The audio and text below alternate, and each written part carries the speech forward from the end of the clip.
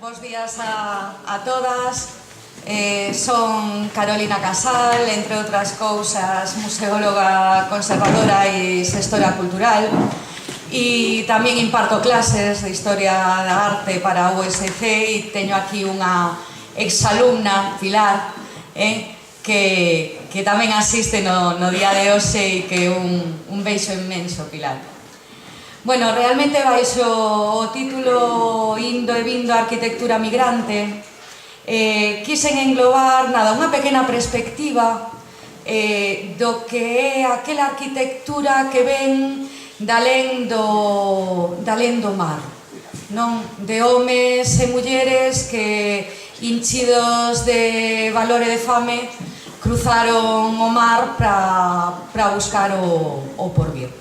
Sae dai e en parte, e como veredes, do corazón, da cabeza e da sangue.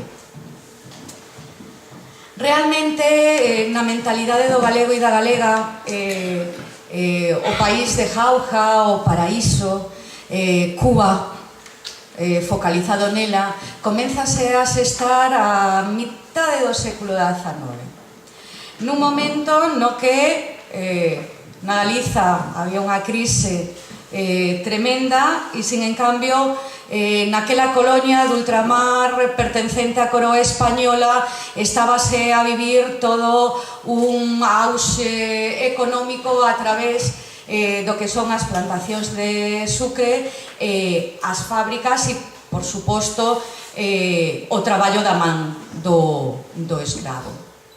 Realmente, ese traballo, a partir de 1850, comeza a facerse cada vez máis caro e máis dificultoso, o que é a contratación de man esclava. De feito, entre os esclavos hai unha baixa natalidade, como que os esclavos non se repoñen, hai unha represión cara ao tráfico de esclavos, e a rendibilidade do prezo pola peza, que era como se chamaba cada un ou cada unha das persoas escravas que traballaba naquelas plantacións, non compensaba polos anos de vida, o duro traballo levaba a que non se puidera vivir demasiado tempo nelas. O certo é que, xa que os escravos negros saían moi caros a hora de trasvasalos cara a Cuba, se empeza a contratar tanto os culis chineses como os yacatecos, que veñen da provincia da península de Yucatán, neste caso os mayas. Mais con iso, o que vai a ser a elite criolla, donde xa o español dominante está misturado dentro desa amalgama de razas que se viven na illa, quere facer un branquear a illa. Non quere nin tantos yucateros, nin tantos culis, nin tantos negros. Prefire os blancos. Nace así unha política resida pola lista de Feixóo, un galego que ten un proxecto de mellorar a vida dos seus paisanos e que o seu lema é Galegos por escravos. Chegan entón os galegos primeiramente a Cuba, aínda que realmente xa estiveron ali presentes dende a conquista, por este trabase de man de obra escrava. De feito, para eles sí que era jauja, e aquí xa digo eles porque eminentemente a migración galega en Cuba foi eminentemente masculina, non? Aquí había fame, sobre todo en 1953, foi un ano terrible, fame, epidemias, crise de subsistencia e atraso económico. O sea, realmente tiñamos aos 4 xinetes de Apocalipsis cabalgando pola Galiza daquel momento.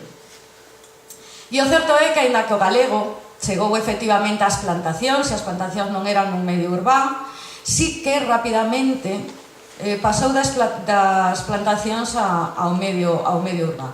De feito, comenzase a organizar entre 1868 e 1880. Aprende, por suposto, dos cataláns, que xa en 1843 tiñan a primeira sociedade de cataláns, de nativos de Cataluña, creados.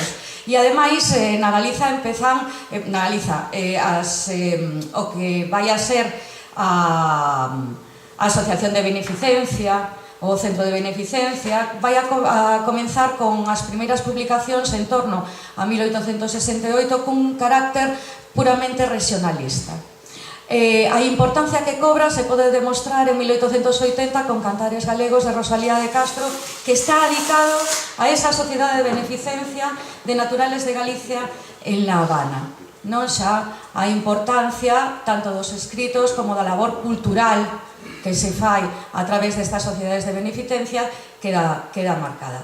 De feito, estas sociedades de beneficencia se crean como mutuas, xa que tiñan que paliar aqueles déficits que se iban a topar os chegados da Galiza, entre eles a sanidade, a educación e a cultura para as e os migrantes.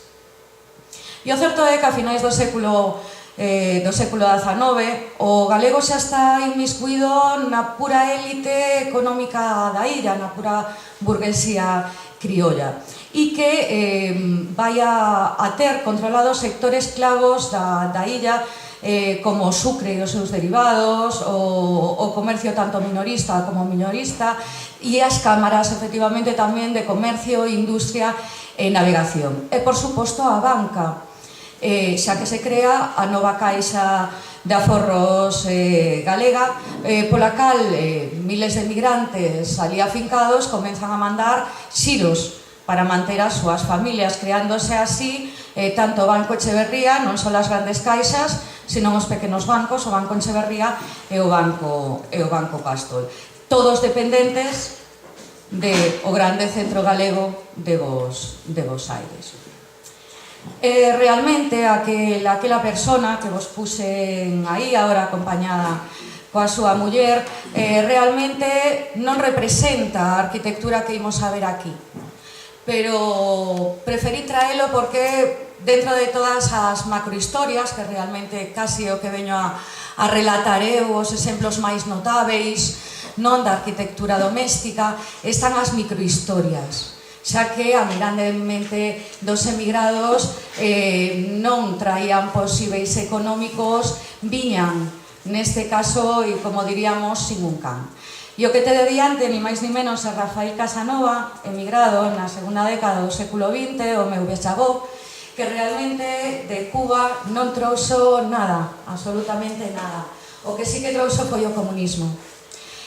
Foi o último alcalde roso de Monfero, un home formado, tamén pisou o Centro Galego de Buenos Aires e gracias a iso se formou ali. E, bueno, un home que ao día seguinte do alzamento nacional foi represaliado e morto, asesinado dunha paliza ao carón da casa. E ele, efectivamente, non trouxo un Jaija, que era o coche de moda naquel momento, nin puido crearse unha representación exquisita na súa casa, xa que non trouxo nada, pero sí que todo o mundo na aldea o lembra porque era o mellor vestido. Daí que tamén fora emigrante, trouxo a moda con el. E daí o sombreiro, o bosalino, que é unha derivación dos sombreiros cubanos. Dito isto, e comenzando xa a macrohistoria, tipo de emigrante, home que ademais non quere quedar na illa, que quere regresar para compartir no país as súas ganancias con as familias, non levar as familias cara a illa. Ao seu regreso, realmente que fai? Invierte as gañanzas americanas, sobre todo na agricultura. A industria é posterior e, ademais, con unha incidencia nada ostensible. Realmente van invertir na cultura, creando toda unha serie de templos do saber, que aí xa non entrarei, eu veño con arquitectura doméstica, como complemento, en parte, a exquisita exposición que temos agora diante do Consello da Cultura Galega, Luces da Alén do Mar, e onde se crean, ni máis nin menos que en toda Galiza, 336 escolas. Mirandemente tamén moitas na provincia de Lugo, como agora imos ver. Pero aparte vai invertir na construción residencial máis ou menos suntuaria. De feito, esa construción vai a cadrar cos eixos ou os focos de máis escolas ou máis asilos ou máis hospitais pagados polo foco de migrantes. É normal. Igual que había a sociedade de migrantes de calqueira sitio, de Boimorto, etc., os emigrantes van invertir nas súas terras, non van invertir nas outras. Daí que se temos focos de migrantes pois numerosos no que vai a ser, como veremos, na Mariña Lucense, é normal que os emigrantes tamén invirtan, ou non, neste caso sí, na súa terra. De feito, se van a inserir no seu regreso no que vai a ser a burguesía local e van a participar dos mesmos ideais sociais, culturais, realidades constructivas, cosmopolitismo, etc., etc. Dada a súa capacidade económica e a súa idiosincrasia de migrante, xa que ten parte nos dous mundos, van a ser unhas arquitecturas moi contundentes, incluso algunha chegando ao término kitsch. E, bueno, como realmente é a arquitectura indiana? Pois é unha arquitectura culta, con un ideal cosmopolita, non é homoxénea, hai múltiples puntos de vista estilísticos, ten un carácter suburbano e fundacional da arquitectura, o sea, realizada na vila ou na aldea, e de feito van a reconstruir as súas casas natais, non abandonan a súa casa natal, senón que nesa bondade de significación cara a posteridade e cara ao regreso da súa aventura americana van a querer ennoblecer e levar ese cosmopolitismo á propia aldea e á casa natal. Hai unha preocupación, entón, por mellorar o que é o entorno social e trasladar os estilos urbanos ao medio rural. Eso sí, sin revisión crítica, o que entón a veces hai pezas, hai obras, pois cuanto menos que sorprendentes. Hai unha tiración efectivamente indiana con todo o que vai a ser un camiño, unha estrada, tamén na igrexa e na escola, ainda que aquí non o veremos, pero sobre todo a trascendencia vai a ser o que é na vivenda. Realmente na aldea como evocación cosmopolita trae determinadas críticas no momento, xa que ven como unha caricatura do estilo que se está a facer dentro das cidades. E a arquitectura galega efectivamente non se pode entender se non tiveramos a arquitectura indiana. E onde se vai a xermolar isto? En lugar e territorio? Pois tanto públicas como privadas se van a localizar en toda Galiza, pero van a ser que son as mariñas coruñesas e a mariña lucense, o sea, dende o Golfo Áltrago até Euskadi, donde vamos a ter todo un foco e unha liña recta de construcións exquisitas. E ainda que existen concellos do interior, as costas de Viveiro, como Ourol ou Muras, as realizacións van estar sempre nesa liña de costa, que se abre dende o Océano Atlántico até o Mar Cantábrico por toda a costa lucense. Son máis ou menos máis de 150 edificacións de vivendas na provincia de Lugo e a Coruña, con unha incidencia en Lugo do 62,18%, Ribadeo 27%, Ourol 22%, Barreiro 21%, Viveiro 13%, sempre falando de vivendas domésticas. Si sumamos o que van a ser as escolas e outra serie de edificacións, teríamos un número bastante máis alto. Estas vivendas van a estar marcadas pola procedencia dos indianos, en este caso, como vedes aquí, Cuba, con un 80,41%, marca totalmente eses elementos importados desa migración. Non hai unha cronoloxía concreta, sino que se estenden dende finais, dende a década dos 90 até os anos 30. E o fenómeno constructivo non é homoxéneo, sino que se vai a ir nutrindo daqueles novos estilos arquitectónicos que inchen Galiza, como pode ser o eclecticismo, o historicismo ou o modernismo. A casa, non? Por onde empezamos? Realmente a vivenda no século XIX experimenta toda unha serie de evolucións e de plantexamentos críticos. Todos os arquitectos empezan a mirar cara a ela e vai a ser a representante do comportamento familiar. De feito, a vivenda tradicional está ligada ao instinto local, ao propio medio natural, fronte ao que é a vivenda moderna, máquina para habitar, segundo Le Corbusier, xa que era abstracta, estandarizável e proxectável sobre si mesma. E a vivenda indiana se vai a versar na vivenda tradicional. Non ten nin desexa estándares, nin quere algo único para todas, senón que quere a independencia e idiosincrasia que poderíamos ter cada unha das nosas familias. Ás veces incluso ven a resultar moderna, por que? Porque a igual clima, a iguales necesidades, similares características, entón xa se acaban sendo similares, non son únicas. Mas realmente o mundo indiano o que vai a mellorar é a funcionalidade e a habitabilidade do que é a casa na Galiza. Hai unha busca decidida polo confort, aquí non entrarei no que son os baños, os primeiros baños galegos se introducen dentro destas casas, sería demasiado tema para o pouco tempo, pero bueno, hai unha conquista do confort a través tamén de unha diferenciación estatal e sobre todo da monumentalidade dos edificios que agora veredes.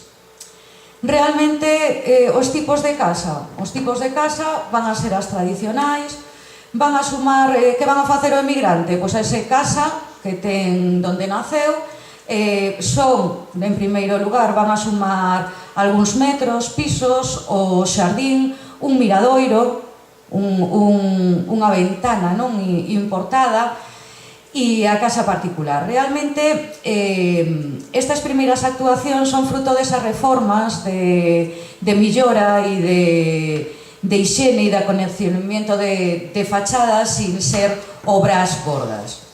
Pero realmente nas liñas mestras que hai en todas estas actuacións na Galiza veremos que hai unha voluntariedade por enlazar tanto a tradición popular galega como eses movementos, diferentes movementos artísticos que se van sucedendo. Vamos a topar unha dualidade entre elementos, por suposto, autóctonos e aqueles importados, non? Galiza e América fanse totalmente presentes. Os elementos coloniais, pórticos e coroacións, os porches de acceso e solucións porticadas e, sobre todo, tamén van a compatibilizar pórticos no piso baixo e galerías no piso alto. Galerías un sistema tradicional, non da costa galega. Os elementos autóctonos o veremos sobre todo nos muros, que van a ser de cachotería revestidos de encalado, sobre todo con preferencia en cor blanco, e van a estar divididos os pisos, os esquinais, con grandes laxas de granito asentadas a uso. Van a xogar cos vanos e coas formas dos vidros e van a abrir balcóns tanto de ferro como cemento e galerías voladas e tamén vidradas. Realmente estas galerías pretenden ser observatorios da fachada da casa. Todo isto xurde tamén grazas ao abaretamento do ferro e do vidro, que sería imposible abrir eses vanos e dar esa potencia lumínica interior aos edificios. Pero, bueno, como tedes en imaxen, realmente ao que é a casa intrahistórica é a que tedes diante. Mínima reforma, con configuración volumétrica totalmente simple, un elemento, un bloque cuadrangular central, neste caso, como vedes, separado como entre rúas, a que sí xa se decora cada un, se independiza cada unha das rúas por unha liña de cor e se poñen balcóns na parte superior e unha leve cornisa que neste caso, e disculpad, a fotografía era moi mala, pon o seu nome, Casa Rubio. Casi todas as casas van a estar nomencladas e ademais datadas casi todas nas súas fachadas. E, bueno, aquí xa tedes unha nova evolución desa tal cual e intrahistórica a unha nova evolución, aquí xa unha casa con máis corpo de ventana, máis aberta, a rúa dividida en tres corpos, haberá casas incluso hasta divididas en cinco rúas, non? Ou en 5 canles, e que se van a ir achegando o que chamamos a arquitectura académica, donde todos estos corpos ou pisos ou ben van estar divididos por diferentes ordes columnarios, levándonos así ao mundo neoclásico, non, do Renacemento, ou ben están unidos por un orde columnario inmenso, levándonos así ao que vai a ser o neobarroco. Pero bueno, sobre todo o interesante deste tipo de casas es que van tamén a empregar e a mover todo o que vai a ser os tellados, metendo o ben guardillóns, que é o que tedes aquí diante, como unha galería, ou metendo o que se chama peinetas, unha culminación dun balcón para embelecer o corpo central do edificio, xa que está dividido en rúas e seguindo aqueles modelos clásicos e barrocos, así o facían, e a peineta, sobre todo, donde poñen o título e o nome e a data da casa. Como vedes en esta, tamén van a empregar unhas cornixas onde van a poñer toda unha serie de decorados xeométricos, igual o que vai a ser nos balcóns de ferro forxado. Pero bueno, como vedes, e aínda que o tempo e os kilómetros se diferencian, van a coller toda aquela decoración de columnas entre arcos que ten na Habana Bella, ese orden columnado que divide os pisos, van a seguir un pouco a arte colonial que viron tamén reproducida en toda a zona bella de La Habana. E bueno, o caso do Grol é moi interesante, e disculpade de novo a calidade das fotografías, pero aí sí que se pode ver perfectamente un pouco esa evolución dende esas primeiras actuacións pequenas de casas natais, e actuacións indianas, como as que tedes na pantalla, onde realmente sufren o único un recebo, poden poñer un balcón, até realmente a Casaído, onde xa saca así un porche e unha galería superior, pasando xa as que se reedifican parcialmente ou lle poñen unha nova fachada nas que xa se abren as galerías e ademais empezan a dar, como en Casa do Sermida, un aspecto urbano, un grande fachadón para o que é o corpo da casa anterior, ou das Veigas, con eses dous grandes balcóns boados, un ferro forxado e con a peineta de pináculos, até chegar realmente a ese compromiso a tradición e do academicismo con as columnas, e este último caso, Casa Carballido, onde xa casi chegamos ao que é a autoría do autor. Realmente a casa pasa a rural a indiana a través de sobrecargarse de galerías, de vanos, de cornixas, de elementos decorativos e de movementos en tellado. Está claro que a máis grande parte de vivendas domésticas son deste estilo.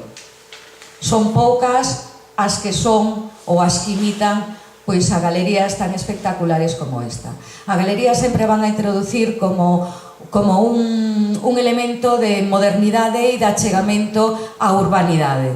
Vai a ser básica para moitas destas construcións.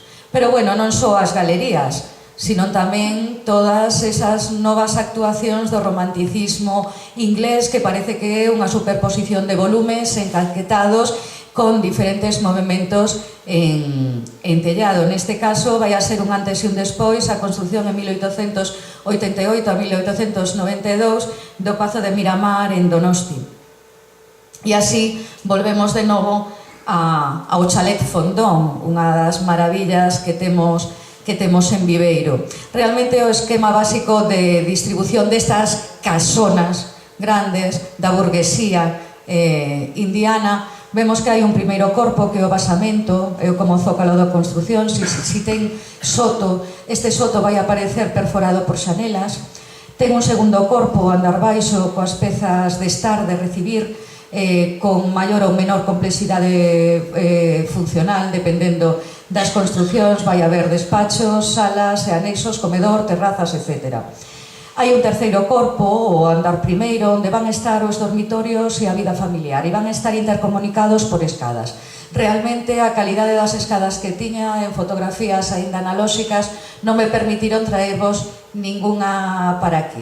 En todo caso, as máis grandes máis grandes escaleiras colosais de acceso entre pisos están na zona de Viveiro e non Ribadeo, aínda que nos podera parecer todo o contrario por a monumentalidade que podemos atopar en Ribadeo. Hai un cuarto corpo nas algúns edificios, neste, como vedes, o hai, que surden algunhas construcións como unha terceira planta, o ático, donde se aloxan diferentes recintos con funcións complementarias ou incluso as habitacións do servidume. Si estas habitacións non estaban ao redor do xardín, que vai a ser unha das pautas básicas que van a seguir as grandes casas indianas da burguesía. Aquí tedes o dos enanos, que como o do fondón pois teñen como unha torre, non insinúan unha torre lateral que vai a ser tamén símbolo de distinción das casas indianas. De feito, si ven, tanto Fondón como a dos enanos move moitísimo as cubertas ao poñer e ao anexar diferentes corpos xeométricos. Tedes aquí ese xa realmente academicismo, fixadevos no orde columnario, como unen cada un dos pisos, reproducción de vanos en fachada principal e en piso noble, en vanos arcuados en primeiros pisos, en esos pisos nobles, e vanos a lintel no piso baixo, toda esa serie de balcóns e de cornisas que parece a crestería, e sobre todo aquel tellado nada aconsellável para a climatoloxía da zona, non? O tellado completamente recto, plano. Na Habana están os modelos. Aí tedes a casa de Dámaso Gutiérrez Cano, e o que é actualmente a Embaixada de España e que era a casa de Dionisio Velasco. Ambos exemplos quedaron nas mentes dos arquitectos, dos mestres de obra ou dos indianos, como agora veremos, se as construen con os mesmos volumes e con outra concepción estética dentro da súa terra. Pero bueno, realmente este tipo de torreóns, e aquí tedes outro da Calzada, este xa con inspiracións nórdicas, hai unha énfase por esa elevación do corpo central tanto nas peinetas, no guardillón, como tamén nas torres. Pero realmente, mentres que el guardillón ou incluso a peineta son prácticos, a torre é un símbolo do poder moi marcado en todas estas construcións, sobre todo na zona de Ribadeo, que aparte de ennobrecer, monumentalizan, si cabe, a casa indiana e o nome do propio indiano. Van evolucionar a cúpulas, aquí tedes a de Vila Xulia, cunha cúpula completa con lanterna, lucernas, escamas, etc. E xusto ao seu carón, e ainda que non entre en zona, non podía evitar traela, para min é un fito dentro da miña memoria colectiva, son ferrolana, aquí tedes Fene, e isto é la Perla del Sur, non? Unha casa montada por un indiano que ademais, como vedes, ten unha cúpula donde nada máis que vemos todo o que son os tirantes, unha cúpula aberta que é un mirador, aí vedes as escadas que se acceden á cúpula e donde se retrata el con unha maleta. De feito, esta casa en Ferrol e non en Ferrol, a través das web podedes seguir, le chaman a Casa da Maleta, non? O propio emigrante retratado. De feito, quen facía estas casas? Realmente, os arquitectos que había eran poucos. Podemos contabilizar en 1920 uns 20 arquitectos traballando. Van a traballar ou van a establecerse en Coruña, Lugo, Ferrol. E disculpade por as 3 R's de Ferrol. Nemesio Cobreros, por exemplo, en Lugo, arquitecto importante para entender tanto o que vai a ser o modernismo e o neogótico e o neobarroco lucense, como tamén de todo o que é a costa de Lugo. Hai outros como César Galán, Pedro Mariño, etcétera, que van a traballar nos anos 900, e hai outros que tamén son foraños, que non son galegos e que tamén traballan. Pero que sí que vai haber moitísimos, van a ser mestres menores, titulados ou non titulados, que cobraban efectivamente menos cos arquitectos e así tamén tiñan encargadas bastante máis obras dos colectivo emigrante. Van a empregar patróns, mercados, e que van a empregar industrialmente, facendo un modelo completamente repetitivo. Incluso vai haber propietarios, como o da Casa da Perla do Sur, que chegan a actuar nalgúnas casas como os propios arquitectos, xa que se creen investidos con todo aquel saber que traían de ultramar. A dificultade na investigación da autoría de cada unha das trazas está na escasa documentación que existe, con lo que non podemos pechar, en moitos casos, o nome tanto do arquitecto como incluso o mestre de obras. Pero bueno, realmente, como vedes, en Fene se quedan entusiasmados con este edificio, con o que é o Centro Galego de Bos Aires, feito por Pulville entre 1907 e 1913, e que vai a tener ese grande orde columnario, o movimento do mesmo barroco, por eso neobarroco, remate en cúpula e na fachada as alegorías do que daban a educación, música, teatro e beneficencia, feitas por Giuseppe Moretti. Actualmente é o grande Teatro Nacional de Cuba. Moi interesante a súa historia, xa que xusto despois da morte de Lorca se lle pon, os galegos poñen ao Centro Galego o teatro de Federico García Lorca, e hai unha unión a través dos galegos, dos represaliados e do pobo cubano a partir deste edificio. Pero bueno, como vedes, en Ribadeo todo é excesivo, rúas maravillosas como a de San Roque. Pero se en Ribadeo hai un edificio por excelencia, ou podemos considerar que hai un edificio por autonomasia que fala deste tempo dos indianos, a Torre dos Moreno, en Ribadeo. Realmente, como decía, esa arquitectura indiana doméstica por autonomasia a vai a facer, esta sí que é unha arquitectura de autor, igual que eminentemente temos outras onde non coñecemos ou é dubidável a autoría, esta sí que é de autor. Julián García Núñez, de 1915, o Erixe, realmente é un arquitecto indiano que tanto se formara aquí como vivía en Bos Aires, pero que el traza, pero realmente dirixe a obra Ángel Arbex, que é un enxeñeiro militar moi amigo dos dos patrocinadores da casa.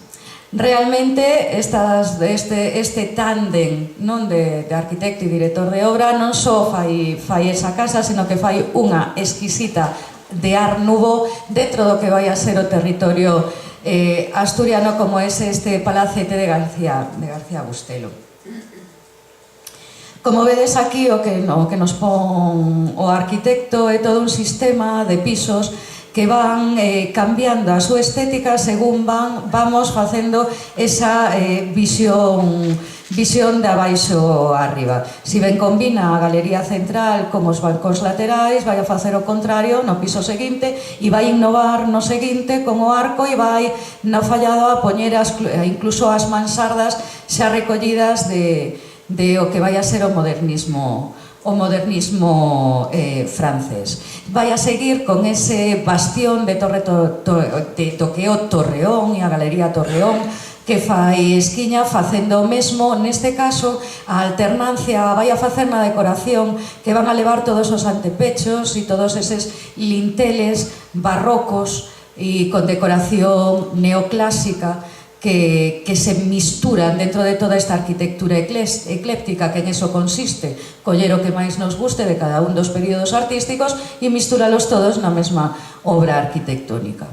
De feito, de novo, o ferro e o vidro de color volven a hinchir de luz aqueles pisos nóbiles e salas especiais de todas estas vivendas. E non só de salas especiais, sino que as salas de servizo tamén se van a facer como grandes miradores abertas ao xardín que acompañaban a cada unha destas magníficas vivendas. Por suposto, o posto de entrada xusto na parte inferior do torreón, por este medio templete sostido por columnas e con estes elementos vegetais de lazos e guirnaldas florais tomadas tamén da decoración neoclásica.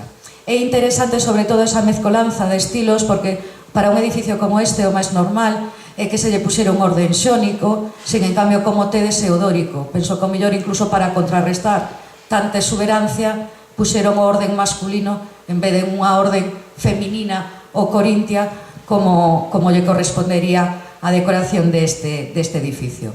Por suposto, por que hai palmeiras na Galiza? Polos indiáns. Aínda que realmente esta casa non a ten, si que a ten o parque, aí tedes as dúas palmeiras que van a ser ademais bastión fundamental para ir vendo dende lonxe por a estrada que une Barreiros a Ribadeo a cada unha das casas que temos ali. Bueno, podemos decir dende Viveiro. Estou agora aquí como unha defodiante, non vaya a ser que me diga algo. Pero bueno, interesante o remate para min da construcción, con esas virtudes aguantando o templete, con esas espiñas de peixe feitas quasi en trancadís como si fuera Gaudí, non? Feitas en cerámica, con esas mansardas, esas guardillas cheas de pináculos. E realmente esta arquitectura realmente dá identidade. Ya daba aos indianos e ya dá actualmente as festas típicas. Nesta foto tedes a embaixadora de Panamá este ano na festa dos indianos. Mas esta tamén é a arquitectura indiana mexicana do século XX. A casa de un dos grandes magnates da televisión mexicana. E realmente este tipo e avión, non, a comparación do que é a Mariña Lucense, lle fago a mesma crítica, ou mellor me equivoco, eles se equivocaban en 1930 cando decían de as casas indianas da Mariña Lucense. Editoriales españolas y extranjeras, siguiendo el gusto del público, inundaban todavía el mercado con colecciones de proyectos del peor gusto. La quincalla arquitectónica fins de segle. Obras en las cuales se inspiraban el público y los arquitectos. Se han construido en España casas de campo francesas, inglesas, suizas. Cuanto más exótico, mejor le parecía a su propietario. Todo ello no hace más que sino que demostrar, una vez más, la extensión, divulgación y diferencias en la calidad arquitectónica que llega a presentar en Galicia el fenómeno indiano. ¿Qué pasará con Avión?